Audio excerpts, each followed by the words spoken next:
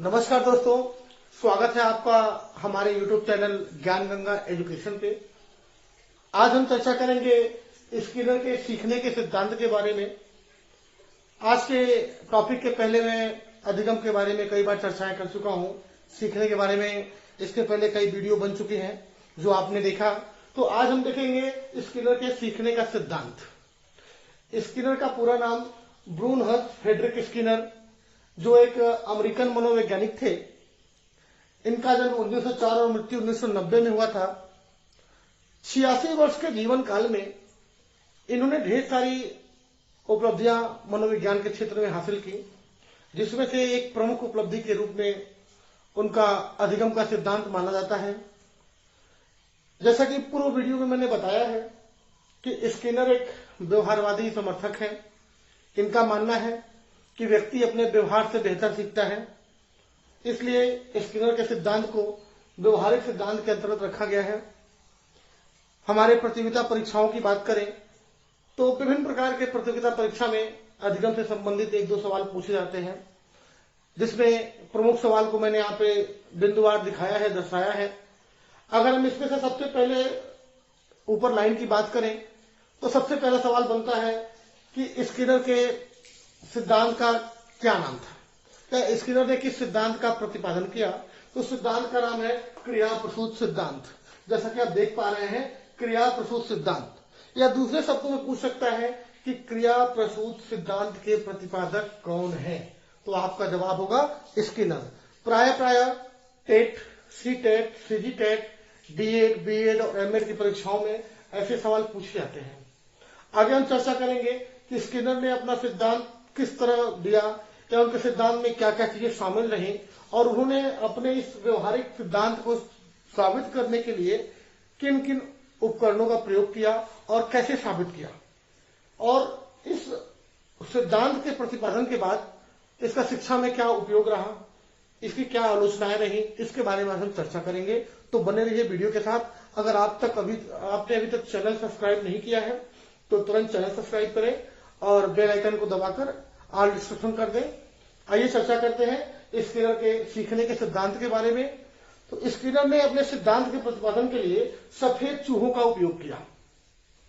उन्होंने कुछ भूखे सफेद चूहों को एक अपने बॉक्स में रखा और उसमें से समय पड़ने पर एक चूहे पर अपना प्रयोग करते रहे, और सतत प्रयोग करने के बाद कुछ परिणाम आए।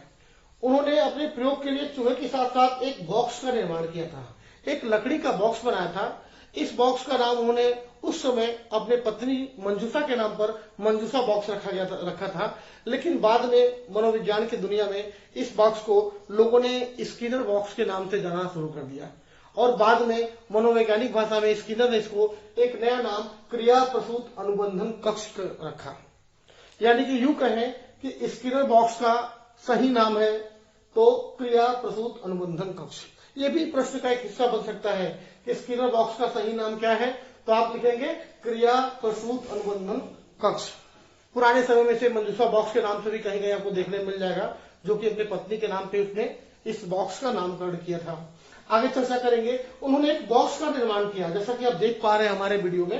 एक बॉक्स में उन्होंने ऊपर लाइट आने के लिए, रोशनी आने के लिए एक जगह छोड़ दी, जिससे प्रकाश अंदर की तरफ आता हो और चूहे को दिखाई दे। 3 से 4 दिन के भूखे चूहे को उन्होंने बॉक्स में डाल दिया। चूंकि चूहा बिल्कुल भूखा था, कमजोर सा हो गया था, शिथिल सा हो गया था, वो कोई एक्टिविटी नहीं कर रहा था, और इस बॉक्स में एक अच्छा सेटलमेंट बनाया गया, ऐसी सेटिंग की गई कि एक बॉक्स के किनारे में एक लीवर फिट कर दिया गया था, और इस लीवर को दबाने पर इस सामने का जो भोजन का ट्रे है, इस ट्रे में लीवर दबते ही कुछ भोजन के टुकड़े यानी रोटी के टुकड़े गिरते थे। ऐसा उन्होंने इस बॉक्स को डिजाइन किया था, इस बॉक्स को सेट किया था कि जैसे ही आप लीवर दबाते हैं इसमें भोजन के कुछ टुकड़े मिलेंगे। और इस बात को साबित करने के लिए कि व्यक्ति अपने व्यवहार से सीखता है, इसलिए उन्होंने भूखे चूहे को अपने इस सेटलमेंट बॉक्स में, इस मंजूषा बॉक्स में भूखे चूहे को डाल दिया। सबसे पहले तो भूखा बेचारा भूख के मारे व्याकुल शिथिल रहा, उसके अंदर भूख थी, कमजोरी थी, वो कमजोर सा हो गया था। लेकिन कुछ देर रुकने के बाद, चूंकि स्किनर महोदय उस पर बराबर निगरानी पे रखते थे, हमेशा उसको देखते रहते थे सीसीटीवी कैमरे के माध्यम से, या फिर स्वयं की निगाहों से ऑब्जर्वेशन पे थे कि चूहे की प्रत्येक गतिविधि क्या है, और वो प्रत्येक गतिविधि को नोट डाउन करते थे, लिखते थे कि किसके बाद चूहे ने क्या गतिविधि की। उन्होंने देखा कि चूहा कुछ देर विश्राम करने के पश्चात थोड़ा बहुत चलता है, चहलकदमी करता है बॉक्स के अंदर, और बॉक्स के अंदर चलते चलते वो टकराता है लीवर से।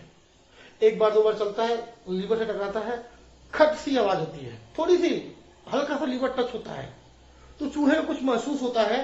वो अगली बार जोर से उस दिशा में दौड़ता है और चूहा लीवर जोर से दौड़ता है और जोर से खट की आवाज आती है, और जैसे ही खट की आवाज आती है भोजन का टुकड़ा उस भोजन के ट्रे में यानी भोजन के प्याली में थोड़ा सा रोटी का टुकड़ा गिरता है और चूहे अपने स्मेल से उस रोटी के टुकड़े तक पहुंच जाता है और रोटी का टुकड़ा वो खा लेता है।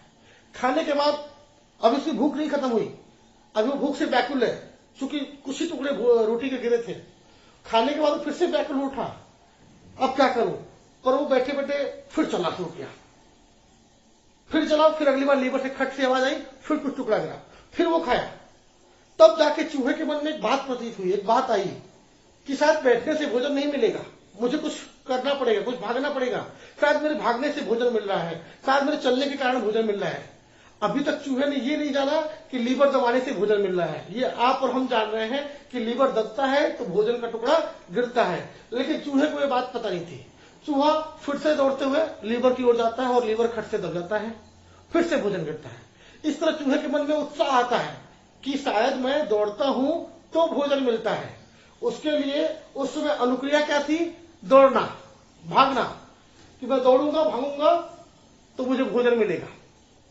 कुछ समय बाद वो क्रिया को दोहराता रहा। अगली बार जैसे ही लीवर के पास खट की आवाज किया, चूहा खड़ा होकर देख रहा है और देखा उसने कि खट की आवाज की और भोजन गिरा। तब जाके चूहे को और ज्ञान सीखने को मिला कि नहीं, मेरे भागने से भोजन नहीं मिलता, वो खट की आवाज होने से भोजन मिलता है। अब चूहे ने ज्ञान और सीख लिया। पहले वो स्थिर था, अगली बार दौड़ना शुरू किया तो जाना कि दौड़ने से भोजन मिलता है। अब वो खट की आवाज को मेजर कर चुका था, अब उसको लगा कि जब खट की आवाज होगी तो ही मुझे भोजन मिलेगा।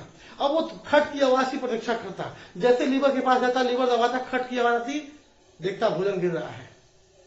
अब उसके मन में एक और आगे कदम और आगे बढ़ा कि खट की आवाज कहां आती है, इस लीवर के पास, इस इंस्ट्रूमेंट के पास, इस जगह के पास, इस प्रॉपर यही खड़ा होता हूं, इसी से टकराता हूं तो आवाज आती है, बाकी चारों तरफ घूमने से आवाज नहीं आती है। अगली बार क्या किया, वो घूमना छोड़ दिया, उस लीवर को टक्कर मारता, उस लीवर पे पैर रखता, लीवर खट से दबता, भोजन गिरता। अब फाइनली चूहा सीख गया था कि कहीं कोई भागने का मतलब नहीं है, बिल्कुल व्यर्थ में दौड़ो नहीं, किसी के पीछे मत भागो, मत चिल्लाओ, दिमाग लगाओ, इस लीवर को दबाओ और भोजन पाओ। उसने अगले प्रयास में ऐसा कुछ नहीं किया, वो केवल लीवर को दबाता और भोजन पा लेता, फिर आता लीवर को दबाता और भोजन पा लेता। अब जाके चूहा समझ गया था कि लीवर क्या है, मेरे लिए काम है, मैं लीवर दबाऊंगा, एक अनुक्रिया करूंगा तो मुझे उद्दीपक के रूप में भोजन मिलेगा, स्टिमुलस के रूप में भोजन मिलेगा। इसी बात को मैंने समझाने के लिए यहाँ पे रिस्पॉन्ड और स्टिमुलस का प्रयोग किया है कि जब हम व्यवहारिक सिद्धांत की बात करते हैं तो जब हम रिस्पॉन्ड करते हैं, कोई कार्य करते हैं तो हमें स्टिमुलस उद्दीपक मिलता है, कोई ना कोई चीज मिलती है। जब तक हम घर से बाहर निकल के काम नहीं करेंगे तब तक हमको कुछ स्टिमुलस उद्दीपक नहीं मिलेगा। और चूहा क्या करता है, पहले रिस्पॉन्ड करता है, पहले रिस्पॉन्ड करता है, कार्य करता है, अनुक्रिया करता है। अनुक्रिया करने से उसको स्टिमुलस यानी रोटी का टुकड़ा भोजन मिलता है। यहाँ पे उद्दीपक के रूप में क्या है, भोजन। वो जब लीवर को दबाता है, कुछ कार्य करता है, दौड़ता भागता है तो उसको भोजन की प्राप्ति होती है। ये क्रिया जब वो दोहराता है तो अगली बार वो सीख जाता है और अगली बार रिस्पॉन्ड नहीं करता, उस उद्दीपक के मिलने से खड़े होकर बस रिस्पॉन्ड करता है, दौड़ता भागना छोड़ दिया उसने, खड़े होकर अनुक्रिया किया, रोटी मिल गया। अब वो मिला हो जो रोटी, जब पहली बार रोटी का टुकड़ा मिला उसके अंदर उत्साह भर देता है कि लग रहा है मेरे भागने से रोटी मिलती है।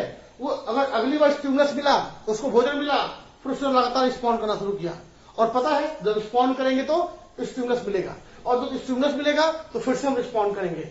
आपने देखा होगा छोटे छोटे बच्चे को हम जब सिखाते हैं तो जब बच्चे अच्छा काम करते हैं, अच्छी अनुक्रिया करते हैं, रिस्पॉन्ड करते हैं तो हम उनको उद्दीपक के रूप में चॉकलेट, टॉफी, पैसे या कहीं घुमाने की प्रॉमिस ऐसा देते हैं। तो जब बच्चे अच्छा काम करते हैं तो उनको हम चॉकलेट देते हैं और उस चॉकलेट से बच्चे फिर से दोबारा अच्छा काम करना शुरू कर देते हैं। ये व्यवहारिक बात है। एक मैंने अपने लोकल एग्जांपल के रख लिया कि जब हम कोई अच्छा कार्य करते हैं तो हमें पुरस्कार मिलता है और उस पुरस्कार से हम अगली बार अच्छा काम निरंतर रूप से करते रहते हैं। तो स्किनर ने इस सिद्धांत के माध्यम से यही बताया कि जब हम कोई अनुक्रिया करते हैं तो हमें उद्दीपक की प्राप्ति होती है और वही उद्दीपक अगली बार अनुक्रिया करने पर हमको बार बार मजबूर करता है या मोटिवेट करता है कि आप कुछ करोगे तो ही आपको मिलेगा। ये सामान्य सी बात है कि हम कुछ काम करते हैं तो कुछ धन अर्जित करते हैं, उस धन को हम पूंजी के रूप में फिर लगाते हैं और फिर आगे बड़ा व्यापार करते हैं। बड़े व्यापार से जो धन मिलता है फिर पूंजी के रूप में लगाते हैं और फिर बड़ा व्यापार करते हैं। एक सामान्य सी बात है, व्यक्ति अपने जीवन में ऐसे ही सीखता है। इस बात को साबित करने के लिए उन्होंने इस बॉक्स का निर्माण किया, जैसा देख पा रहे हैं। ये भूखा सफेद चूहा जिसकी पूरी कहानी मैंने बताई। अब बात करें इससे और क्या क्या प्रश्न बन सकता है, तो सीटेट बीटेट या फिर एस्टेट में या फिर डीएड बीएड एमएड की बात करें तो उसमें एक प्रश्न आ सकता है गोले में आर। स्किनर के सिद्धांत में आर से आशय है rate, rest, respond, none of this. तो आपका सही जवाब क्या होगा? रेट नहीं, रेस्ट नहीं, रिस्पॉन्ड। आर का मतलब रिस्पॉन्ड। अगर दूसरा सवाल पूछ सकता है कि एस, स्किनर के सिद्धांत में एस से मतलब है, एस से आशय है, तो आपका जवाब होना चाहिए स्टॉप नहीं, stress no, stimulus is right answer. क्योंकि आप एस से अगर आप नहीं जानते, इसके बारे में आपको जानकारी नहीं है, तो आप एस से स्ट्रेस भी ले सकते हैं, स्टॉप भी ले सकते हैं। लेकिन जानकारी है तो आप बिल्कुल आर फॉर रिस्पॉन्ड यानी अनुक्रिया और एस फॉर स्टिमुलस यानी कि उद्दीपक या भोजन। स्किनर ने अपना प्रयोग किस पर किया था? तो स्किनर ने अपना पहला प्रयोग सफेद चूहे पर किया था। इसके बाद भी स्किनर के दो प्रयोग और सामने आए थे, जिसमें चूहे के बाद उसने यही प्रयोग दूसरे, तीसरे, चौथे चूहे पर किया था।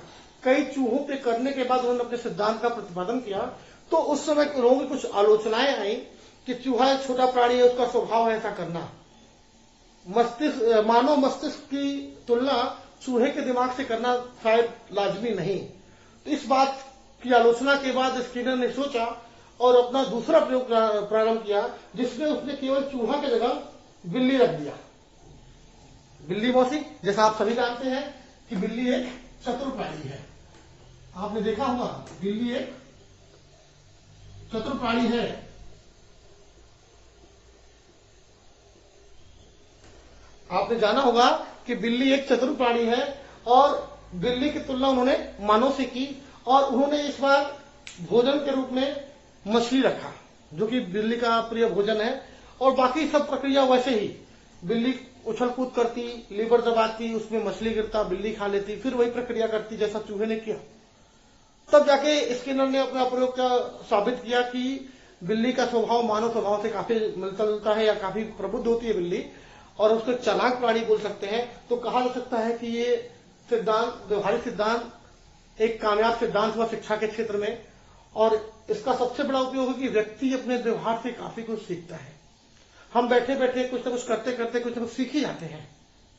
इसलिए कहा जाता है कि व्यक्ति अपने व्यवहार से कुछ ना कुछ जरूर सीखता है। और इसमें अगर आपको कोई प्रश्न हो, कोई जानकारी हो, तो मुझे कमेंट में जरूर लिखें और अगले वीडियो के लिए बने रहें हमारे साथ। तब तक के लिए धन्यवाद।